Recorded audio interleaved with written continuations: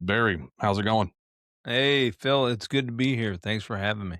Absolutely. Thanks for coming on. So, you and I had a chat a while back, and I've found that your story is really interesting. You're a documentary filmmaker or just a filmmaker? Because I don't want to No, like documentary. documentary, That's 100%. that's the sweet spot for me. This, all right. And then what drew you into that realm of entertainment? Like, is it just a passion for knowledge? Is it what got you to go into that? I think the passion for knowledge, absolutely. But I started out in Los Angeles, moved there in '99, started doing commercials and music videos, films. I actually worked on the set of the Fast and the Furious, and that's my biggest call out. I worked on Rob Zombie's House of a Thousand Corpses, Nice. set on Universal Studios with Rob Zombie. Sat next to him for 7 days. The guy wore the same outfit. I wasn't on the entire shoot. I was on a Mhm. portion of it. It Nice. was cool though. It was fascinating to see it all happen. I think on a practical level, filmmaking and commercials bored the hell out of me. Hmm. And the reason is because the the the excitement in filmmaking is in the eyes of the writer or the editor usually. On the sets of films, man, I am not a detail guy. I am not a let's do that again. Let's get another take. Let's make sure this little piece right here is just right. That's not my sweet spot. So in that period I was kind of actually losing interest in film, although it was exciting. And then I went over and got a job doing stuff for Nat Geo and Animal Planet. And my first documentary that I did was a documentary on Niagara Falls, Okay. on the guys that go over Niagara Falls in barrels. All those crazy guys. Yeah, no, and I was the associate producer, and my job was to dig up all the stuntmen and then kind of get their archives and connect with them. And so I hired a private investigator, and he dug up, all the stuntmen and some of the names. Dave Munday and Steve Trotter were some of the two of the biggest names in going over the falls and barrels, and Jeff Petkovich and other members. And I started making friends with these guys on phone calls, and then I got them to send me all their archives. They trusted me to send me all their archives, which was so amazing. And that whole experience I fell in love with. And Mhm, I read so much on the history of it. And I talked to reporters, and I was like, oh, I like this. Like, I'm learning a ton mhm. about kind of something I never knew. I'm building relationships with people. It just felt very organic. And I fell in love with documentary filmmaking. And I never have looked back. That was around 2000, I think, six, five, six, seven, eight. I think I worked at a company and did that, and I never looked back. Well, that's good. Yeah, I mean, because like this, look, yes, I edit it, but it's not like it's not scripted. You and I are just having a conversation, and then that's the thing that I really like about it. So I can kind of see where you would kind of dig that, just going by how you feel, and because it feels like it's more passionate versus planned. No, absolutely. It's very much. I mean, there as I've gotten older, I want to make something that reaches a larger audience. All those things represent that you hope that all those things represent that you reached an audience. So that's Hmm. kind of what I'm trying to communicate. Is like I've reached a certain scale of audience, and my dream is to reach like the next Netflix level of audience where, like, people are talking about it around the water cooler. And so all that is to say that I think some of that is more planning, Hmm. and some of it is luck. But I think those really good documentaries on Netflix, they require a certain amount of planning and forethought Hmm. and money, et cetera, et cetera. Yeah. But for the most part, when you're doing them, when you're out in the field capturing them, you have to be fluid. You have to set people at ease, and you have to set them at ease in a very short period of time. And if you have seven people in the room and lights shining and cameras moving, you got to be able to. You almost have to be a hypnotist. You have to capture their interest, and not allow them to to lose focus on you. And so the whole time you're grabbing them and driving them to kind of keep going forward and not letting them stutter across, because you're usually working with non-professionals. And that's how you get a good story out of someone who's just, and you make them feel like they're just talking to their neighbor or to their kids. And I think there's an art to that in documentary films is rare and something that I value a lot. So the book that I picked up from you was called The Unknown Adventurer. So now does that have you traveled the world, or do you? I'm trying to get my passport stamped a lot. I'm going to Italy this year. I went to Czech Republic last year. I think the value of seeing how different cultures live. I guess what I'm trying to say is, how does your travel that you've done affect you as a filmmaker or as an author as well? Well, so to your first point, I haven't traveled. I've traveled a decent amount. I mean, I in my Mhm, 20s, I ran down to South America, and then I mhm, went on a binge of trips where I drove through through Mexico into Central America, and then I sailed from San Francisco down Mexico, and then I kind of went. I had seen South America, a little bit of it, Chile, which is beautiful down there. I want to see mhm, more of it. But then I went over to Italy where I met my wife, and then from Italy to India in the Himalayas where I shot the film The High. mhm, In all of that traveling, each time I would kind of open up a book or mental layer in my maybe turn a page in my mental kind of scape of the world. Uh, you know, and when I filmed in Italy, we were filming a documentary on violent ghetto, and they were speaking in Italian, and I was trying to interpret it in Italian, and I lived over there for 3 years, and like I picked up this entirely different pace of life. And once you pick it up, it's like learning. It's like learning a sport or learning, your favorite song or something. Once it's in your head, you can always kind of go back to it.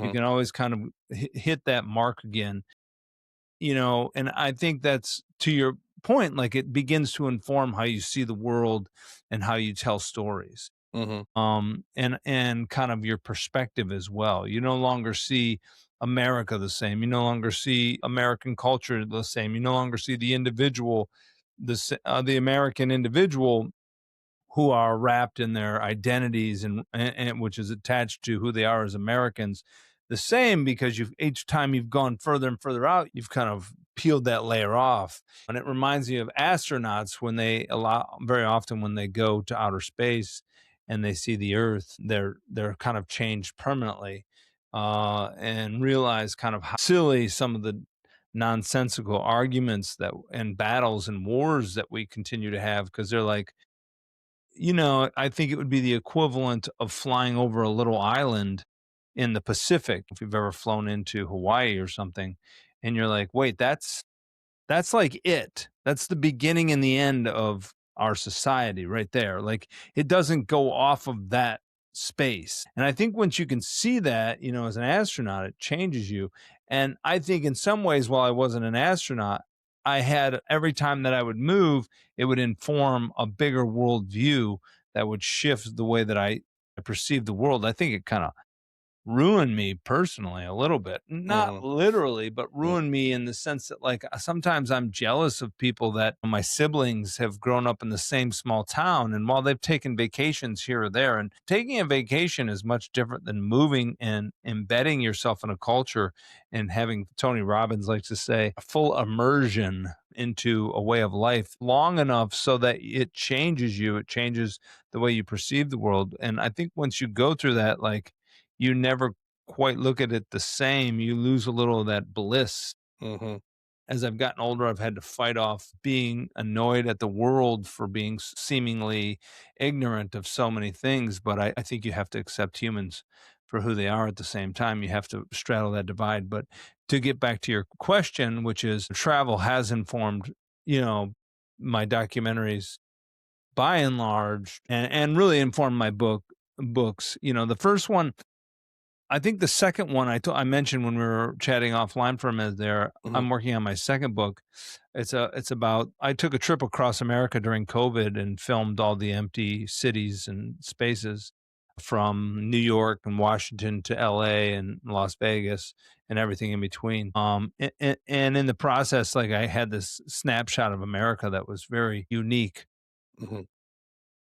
And so, like for me, this second book is a much different topic. And it is kind of similar to what you're saying. Like when you travel, you see the world differently, and when you travel during times like that, you see the world much differently. And so I'm rambling a little bit, but No, it's fine.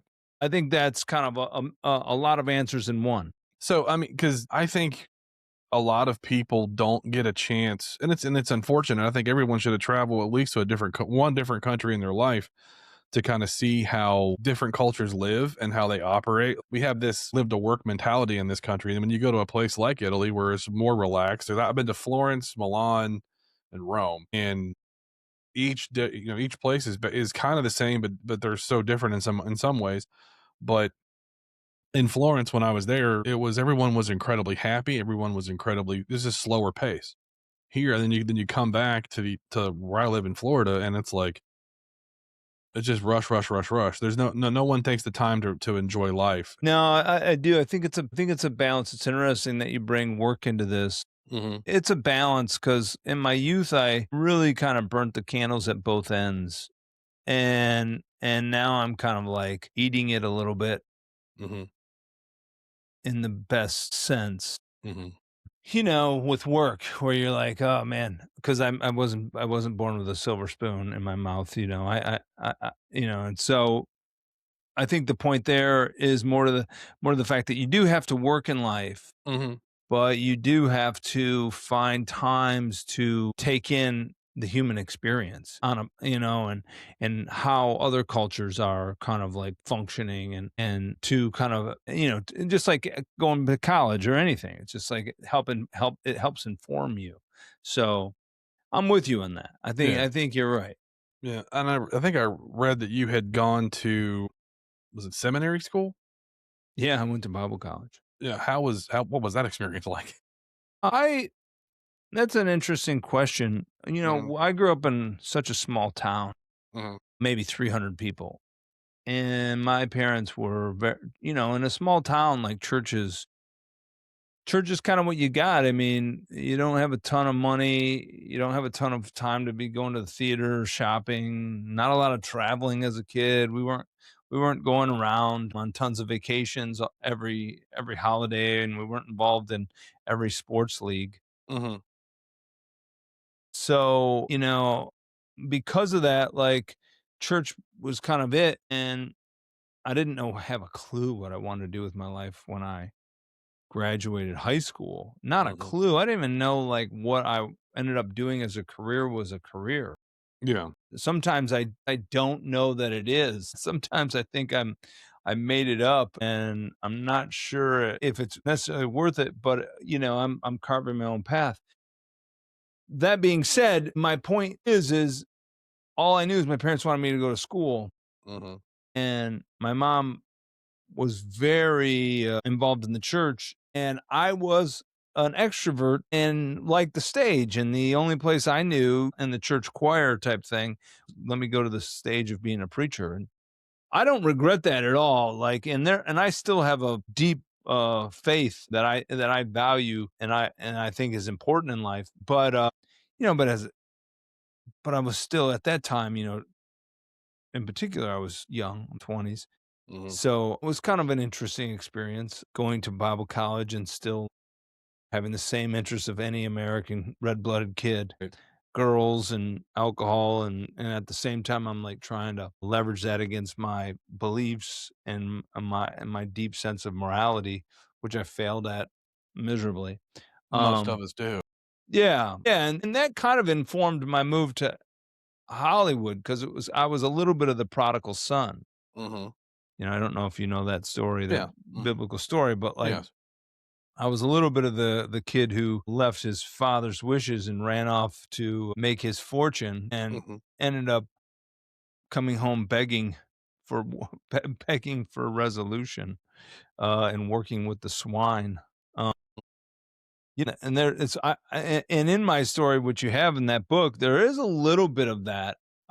And so anyways, but that was Bible college. It was great, man. I think it was a profound foundation. I think developing a belief in God might be one of the most important things in life. I concur. I grew up in a very religious household. I define religion and faith to be two different things Yeah, same because here. to me, religion is the rigidity of the faith, Yeah. but the faith is the part that you feel. And I grew up in a Pentecostal household, and it was different. My parents weren't like Pentecostal strict, but the church we went to was obviously. So it was I was allowed to have friends. I can do what my dad, I was basically a feral child. Like, get out, go. I don't want to be around you. You know what I mean? So I was raised, but with my friends riding bikes and doing all that. So it wasn't like a restrictive childhood, but as far as the religious aspect goes, but it was very much but when you go to church, it was all that fire and brimstone, and if you fart sideways, you're going to hell type stuff. So I just don't that didn't resonate with me as a kid and doesn't resonate with me as an adult. So I'm a non-denominational Christian now. And that's kind of how I view things through that lens. I'm with you too. I mean, I feel like what you're saying is accurate. I mean, I think it's like mere religion and faith is like the eggshell and the yolk. You know what I mean? Exactly. The cell is alive and splits within the eggshell, but the eggshell creates an environment for it to happen, right? And Hmm. so I do think religion has its place. Right. I think, and that's a much. I can definitely would be happy to go deeper into that conversation. It's funny because I've gone full circle. Hmm. I completely I completely what I would say defragmented, which is a Microsoft Yeah.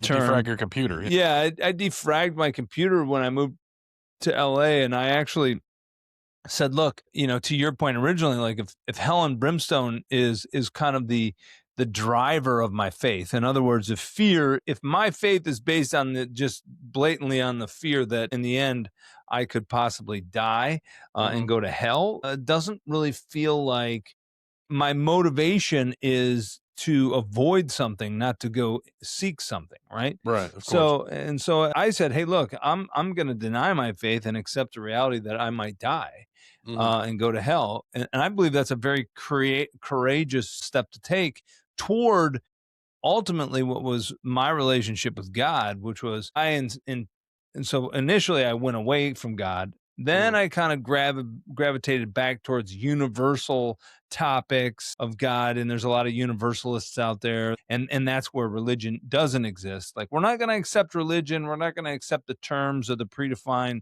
terms of any specific religion, but we're going to say there's a source Hmm. is the term that gets used, or there's a deity, or there's something out there, and that lives in everything. It's like this polytheistic viewpoint where God is in everything and God is Hmm. everything, and there's no consequences. And then I moved in from there. I wanted a little more structure, but I still didn't want the controversy. So I moved into Buddhism because Buddhism, and it's a great philosophy of life. And I still think it's a great philosophy of life, but as something that you put on as a form of practice, it's non controversial. So you get to go through life without controversy, which is beautiful at some level, but isn't real, isn't in the sense that everything that I've come to a point where I'm like, your faith has to reflect everything that your God created, right?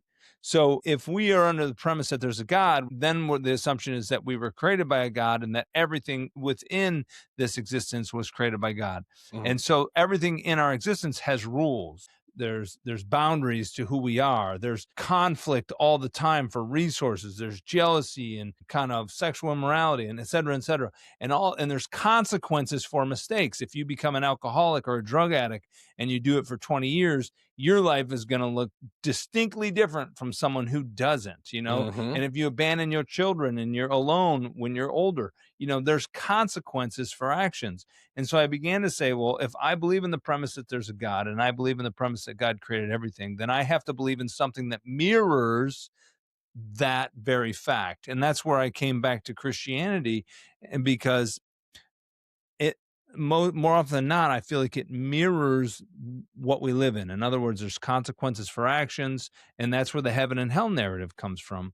Yeah. But what's most true to the faith, and what I think is unusual about Christianity in a way that others aren't is all you have to do is accept Christ. And all is forgiven. There's no work. You can't work your way into heaven. You just accept the terms of this life. You accept the terms that are set before you, and you accept the man who died to help you to make it from here to eternity. Hmm. And for me, that started to make sense again. And that's kind of where I am with it right now in Yeah. full circle. Like how I feel about it is that everyone needs their 40 days in the desert. You know what I mean? Like they have to go and learn and see different perspectives on things.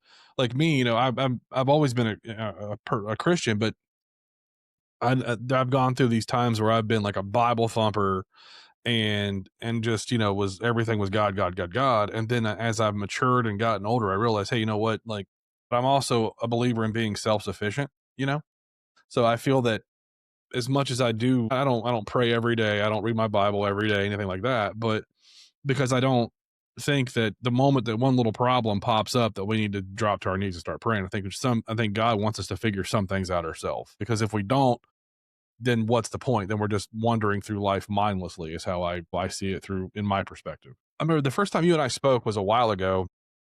You were saying that speaking of religion, you went to the Charlie Kirk Memorial. Yeah, that's right. Yeah, And I I did. wanted to pick your brains now, some things that have kind of come to light since then. Because you were there, you were on the floor of it. How long do you think that thing took to set up? Man, the Charlie Kirk thing has taken a crazy spin Hasn't it since though? that time. Yeah.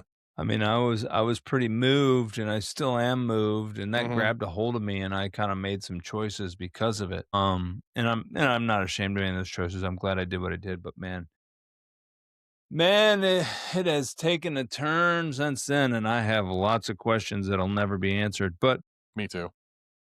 I'm guessing you're alluding to the scale of it Mhm. as it relates to also Amfest this year Mm. and the scale of that. Are you alluding to the fact that it Yeah, well, I mean, because what it felt like to me, and this is a common thought, is it felt like a WWE experience. With the still pyro, does? and that's and that's my thing is like I don't remember exactly how far it was after his assassination to the memorial. I think it was like a week. But I mean, I guess maybe you can. I mean, Maybe like if yeah, like 12 days or something. yeah, something like that. So I mean, if you have, which I mean, TPUSA is $100+ million company, so they can throw money at whatever and get what they need. So maybe that's what that was. I'm just wanted your opinion if you thought it was, you know, how far in advance something like that would take, or if you think it was like. I guess what I'm trying to say is just say it is. Do you think that they knew that he was going to die? Say the quiet part out loud. Exactly. Bro, I have followed so this is an interesting thing. I mean, Hmm. I got emotionally wrapped up in that thing. I did too. And I remember 48 hours in or a little bit more when I listened to Michael Savage on an Instagram post who Hmm. said Michael Savage is kind of a conservative host and he's kind of back he's lost his teeth on this topic since. I mean, a lot of conservatives have because it's a dangerous topic. But he kind of said this feels a little bit too much canned. Like, Yeah. do you feel like you just watched a 48-hour Law and Order episode, like murder mystery solved Columbo style? Yeah. What the hell just happened? Hmm. And then it kind of had these rumblings, but everyone was so emotional and I went to the event and then after the event posted a piece of content on it. Hmm. And then I started listening to Candace Yeah. and then I started listening to the arguments and then I started kind of watching with a critical eye. I never really kind of bought that it's a one off, but now I'm at the point where I'm pretty sure we'll never know. The government is the prosecutor and they're Hmm. not going to indict themselves, Exactly. right? Yeah. But I do think Candace Owens is a little kooky. I like one person said something that I like. He said Candace Owens is not always right, but she's like a bulldog and Hmm. she gets onto a chew toy and she works that thing and throws it around until something falls out. Yeah. And she's like, we wouldn't be looking at Israel going, yeah, you're right. That's kind of strange, the money that they're putting into that. We wouldn't be looking at the instant response of them post his death. We wouldn't be looking into all these different things that are just kind of funny in general if she hadn't bit into them and thrown it around. I feel like it's like looking at clouds Mhm. and trying to, you're never going to connect the clouds. You're never going to go that, but I'm like, I'm definitely seeing movement. Mhm. I don't know how it all happened. I don't know why it happened, but I'm definitely seeing movement. So yeah, to your point, I don't think, was it premeditated? Jeez, it's tough, dude. Yeah. I don't think that, it's hard for me to believe that that event was any more premeditated than the moon landing was fake, right? It's a hard thing to believe. It's a hard thing to even wrap your head around. The bigger the lie, the more people will believe it. Yeah. It's the same with 9/11 and build in Tower 7. Mhm. You're like, yeah, that's all weird, but I can't even wrap my head around it. Like, how would they do it? Who would do it? How would they get away with it? But it is so strange. It's these like ghosts in the night that move. Mm. There's a lot of stuff. I had this one theory at one point, and I pulled a lot of my stuff off TikTok because I have a life, and I have to work, and I can't Exactly. and I can't have people. And as much as I'd like to have the freedom of just say whatever the hell you want. Mhm. That's not actually a thing, and I've learned that the hard way. Yeah, I Mhm. took some hits from this Charlie Kirk thing, mind you. Mhm. Every time I open my mouth, I've taken some hits from it. But I had this one theory that I posted on TikTok, and I only have like 400 followers, and it got like 15,000 views. Wow. And it was basically, I said, I think it was the Uniparty. I Mhm. think around 2024, they moved into TPUSA Faith and they started moving funds into that part of the conservative movement because, of course, if they're going to have the color wars and use color wars and identity politics and gender politics and sexuality to drive the liberal interests, they're going to go into the faith wars and they're going to go into Calvary Church and individuals that'll take large sums of money to move their faith movements forward to infiltrate and move their messaging through the faith side. So I was like, it makes sense that if they were thinking they were going to lose and or win the election with Trump, that they would start to move funds into that angle. Those funds, and then those funds didn't show up on until around June of 2025 because it's a nonprofit and they report annually. And I think around that time, someone mentioned that that's when Charlie Kirk had started to review the funds and ask for the Doge to start investigating. So that was in June. And then, so there was sudden suspect. Shortly after that, there was a climatic movement of events. He was out of town. Some say it was planned to be moved out of town. Apparently, they planned their calendar out for Charlie Kirk visits a year out, but the one in Utah got planned like in 3 months, and it was rushed around and thrown together. They said, and there's all these pieces, and then he starts to see this money, and then there was this known meeting that they had in the Hamptons where he rejected a major donation, and there's a good chance that those people had things in place where they're like, this could go either way. Either he takes the money or we kill him. And we know that he put texts out and he said, I'm afraid they are going to kill me. We know those are factual things. The things that I'm telling you are not like things I'm Yeah. making It's up. it's not conspiracy. It's Yeah, fact. Yeah. Yeah. who did it is the conspiracy. Right. Like, Yeah. I don't know who did it. I'm not saying TPUSA did it. Not saying their funders did it. I'm saying Right. there was some funny stuff with money. There was some really heated, strange meetings, and then Charlie got killed, right? And all the other stuff is suspect. But I posted that, and it blew up as a theory of a uniparty just moving, and it makes sense that you have one group of people that have, it's like Lord of War with Nicolas Cage. Those types of people believe in nothing except for money. Yeah. And it's well, there was I don't know if you're familiar with the band 9 Inch Nails or not, Yeah. but there was a song. It was off Pretty Hate Machine. It's Head Like a Hole, and it says, "God, money will go. Let's go dancing on the backs of the bruised." So what that means is we don't care about the poor. We only care about what's going to put the next dollar in our pocket. That's it. That's it. When you get the elites that are, billionaires and all that stuff, they they don't care about who they step on to get there. They'll stab their own mother in the neck. So But they don't but my theory is that they actually are a little more blind to it than that. you Like, think so? that I think that would assume that they're kind of dark and nihilistic. I Mhm. actually think that they believe that they've kind of drank the Kool-Aid of money, in that they believe that everyone can have it if they want it. Mhm. You've chosen your life, I've chosen mine, and me moving the dollar forward actually helps everybody.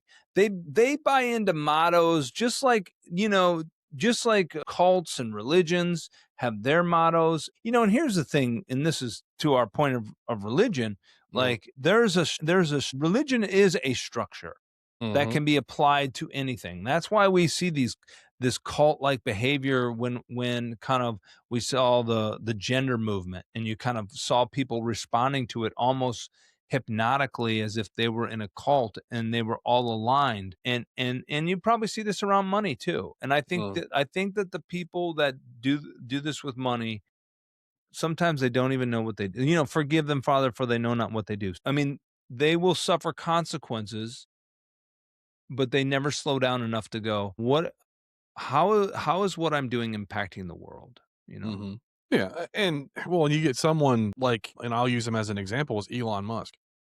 He's the richest man in the world. He does have a conscience about what he's doing. I don't know the guy personally, but from what I've saw on interviews that he's done, is it I feel like he does think these things through. But then again, you get people like from Bayer that were using women from the Holocaust to test their drugs on and killing them. So they think that what they're doing is justified by the end, but Yeah. sometimes it's not. It's still murder's murder regardless. Well, look, everyone talks about the Nazis and the Holocaust and all that Mhm. stuff, and they always refer to Hitler. But the thing that's I find fascinating that no one really talks about is, like, Hitler required hundreds of thousands of people Mhm. to do really dark stuff, to act out what he was doing.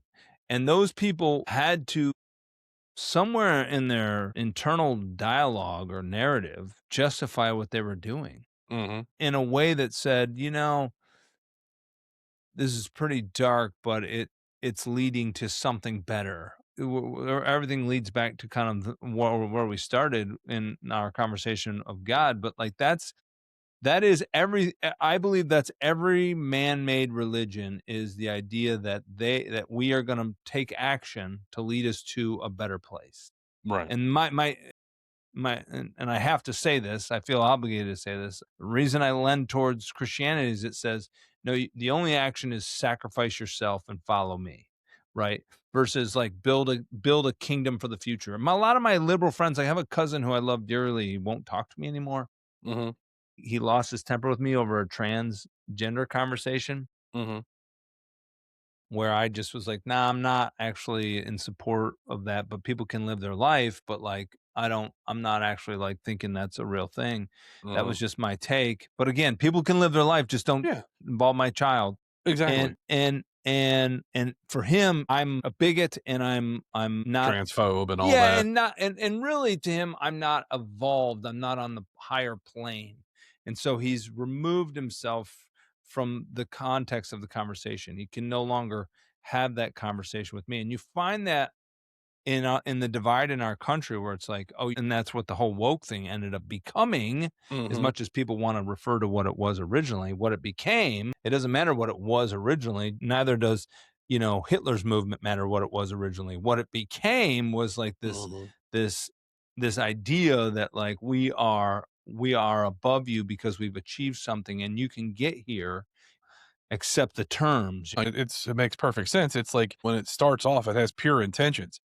It's like BLM in the beginning. It had a great intention to it to say that Black Lives Matter, but what it does is you alienate every other race by saying Black Lives Matter, but it's like, I get it, all lives matter. And but people say that that's a blanket thing. But I mean, but then you find out that now that movement has become fraudulent, and the people that did it were, you know, trained Marxists, and they stole all the money, Yeah. allegedly. Yeah, and they lived in gated white communities, Yeah, exactly. ironically.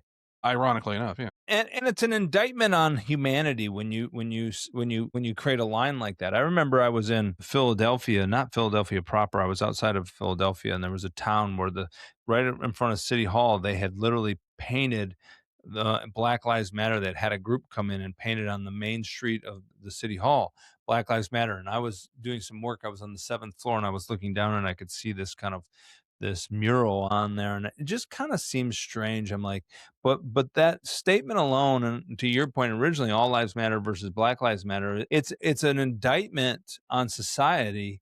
It's the assumption that without this statement, we all thought it wasn't the case. And it also endorses victimhood, the idea that like prior to our movement, society just assumed your life doesn't matter.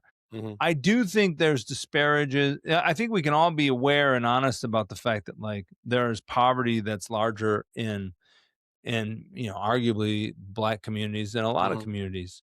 Yeah. And we all want to solve that. We Of course. do. And we Yeah. don't want to see police brutality. And Mm-mm. we want to be honest about the numbers, but good, honest black people will tell you that they want police. They're not doing anything wrong. They're not Yeah. doing crimes. I can't speak for the community, but I'm reiterating what I've heard because they don't want to be bullied by the thugs and the drug lords and the people that are doing bad in their communities. I know that's not universally true, but that's a tough topic. We're just going down some deep topics here, brother. No, I'm down. That's what. I don't know how we got onto that one. It was the woke movement. We were drifting into woke. Yeah, which is, I mean, thankfully, I think it's finally dying because it's like the idea to me, it's that whole any kind of movement that wants to stifle somebody's opinion. It's almost a fascist way of thinking. Like I don't like the what you say, but I mean, there's hate speech and then there's speech that you hate, right? And just because you don't like something doesn't mean it's not accurate. Well, I So, think I can speak to American identity. When I feel like when I speak in place of or for the experience of black people, I'm probably going to get in trouble. mhm, But I can speak to the American identity because I'm part exactly, of that. yeah, And what I perceive that movement being is similar to what Vietnam was to World War II. okay, And here's my logic. World War II was this heroic moment for our great grandfathers. It was this moment that they achieved something where the world kind of was like, thank you. And they got to come back to America and be celebrated.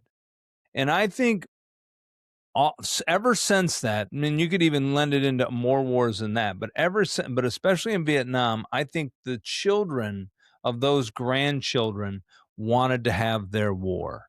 They mm, wanted to have their moment where they were like, and we also saved America, right? I right, genuinely believe this was embedded in their identity. It may have been subconscious at some level, but the leadership were like, well, I'm going to do what daddy did. mm, Literally, I think it's embedded in all humanity. I'm going to yeah, do what daddy did. I'm going to do I'm going to live up to them. I want that. I want to make change. I want to make the world better, and I want to live up like what daddy did. And I think that was Vietnam, and it backfired miserably. It was a, it was an ugly war, and people looking back on it with a lot of regret, and especially the way we treated our soldiers when they came home. But yeah, but my argument there was I think the woke movement was a piggyback to the greatness of the civil rights movement, okay, which was a legitimate movement that needed to happen. And it did a lot. Some would argue less because as government intercedes in the lives of groups, those groups tend to suffer. And you've seen that in ever since the government has interceded in the lives of families in African Americans, the number of fathers that leave families and the number of single mothers has what skyrocketed. I don't yeah, know the it's exact numbers. astronomical. But my theory is that this generation wanted their civil rights movement and Mhm, they saw BLM as their civil rights movement. But the problem was it wasn't attached to like authentic kind of change that needed to come about because of a group being held down. In fact, America in the 80s and 90s and early 2000s across the board, the lives of Americans were better than any time in world history. yeah, I concur. I think it's been the last, I don't know, 30 years where it's actually because I remember I was born in '79. I didn't really become an adult until the late '90s. when I was going to like high school, I don't remember race being a thing. No, not at all. I remember wanting to be I actually wanted to be black because the athletes and the rappers, the Mhm. Kid and Plays of the Oh, world, yeah. Yeah, yeah. you name it, and the Mhm, best athletes were black. The best mhm, pop culture was black. Michael mhm, Jordan, and I was like, man, if I could play like that. And so for me, it was like almost the inverse. And so I was a little confused and caught off guard post Obama. mhm, I'm like, wait, we finally achieved the dream at some level. We mhm, all collectively, because it wasn't just one group that did it, but collectively as Americans, by and large, voted for this black president because many of us wanted to see that achievement. mhm. And then it like backfired on us in this like weird way where we're like, wait a minute, like we've never come further in bridging the divide, and now suddenly we're all white men are like evil. I'm like, Yeah, nah, it I'm not down. well, yeah, my thing with Obama was everyone was like, "Well, if you don't vote for him, you're racist." I'm like, "Okay." Yeah, And that no, was that's really it. That was just an asinine statement on somebody's part, but here we are, you know? that's become that way. I was a little bit more. I'll be honest. When Obama was running for president, I was post invasion of Iraq. Mhm, That was a that was a really hard pill for me to swallow. 9/11 for me felt contrived a little bit. mhm, Even way back then, it felt a little like the not as well exposed, but a little bit like Charlie Kirk. And I kind of felt justified by Afghanistan, but when they just moved us into Iraq, I was like, "What? Wait, what?" what And yeah, so I had turned against the conservative movement because I had voted for Bush mhm, Jr. and I had turned, and so for me, I bought into the hope. I bought into the hope. I bought in the idea that we were gonna avoid wars. Ironically, that backfired. We went and we turned 2 wars into 7 wars and dropped more bombs than any American president in US history. right. So the Peace Prize definitely went to the wrong guy. I concur. No, and I mean, when 9/11 happened for me, I was 21, 20, something like that, and I didn't know what to think of it. I bought the narrative. I thought it was, the bad guys doing bad stuff. But then as I've gotten older and I've become a little bit more of a said contrarian, I question more stuff now than I don't because I'm like, it's probably bullshit. Like how could a passport survive fire and a fall and just happen to be, found in all that rubble? You know what I mean? But anyways, that's a whole nother show. So, but what? So where are you from originally? Oh, I grew up in Michigan. That's right. What part of Michigan? I grew up in Medina, small town up in Medina. Medina. Oh, Just yeah, a because couple hundred people. I lived in Michigan for a little bit, a town called Oakley, which is near Flint. My mom was born in Flint. Yeah. Well, that's where Michael Moore comes from, Flint. Mm, yeah. But Is I that know guy that still? area. I know that Yeah. area. It's good up Yeah. there. It's country. It's near Frankenmuth. We were just up at Frankenmuth, right? Yeah. Yeah. I don't. But anyways, that's That's where they make all the fudge. okay. Yeah, I The was only good there for a fudge. couple years, like because my dad loved to move around every 2 years, Yeah. so we were always. I'm kind of that way, but I've been holding my hand while my son is going through his younger years Mhm, to my detriment, mhm, but probably to the benefit of him. yeah, It's hard not to move. yeah. Well, for me, I think because I moved so much as a child, like I think every 2 years we were in a different state, and then we would move multiple times within that state. So for me to be able my mom was eventually like, "We're not moving again," because I was going into elementary school and I was having a hard time making friends and adjusting appropriately. So what you're doing is, yeah, like you said, to your detriment, but it'll be to his benefit down the road, you know? Yeah, no, he's got. I moved when he was like 6 years old. We moved from Michigan down here. Mhm, And then when he's got buddies and he's in groups and he can go places where people know him and mhm, and he's kind of got a network in the area and he feels familiar with this area.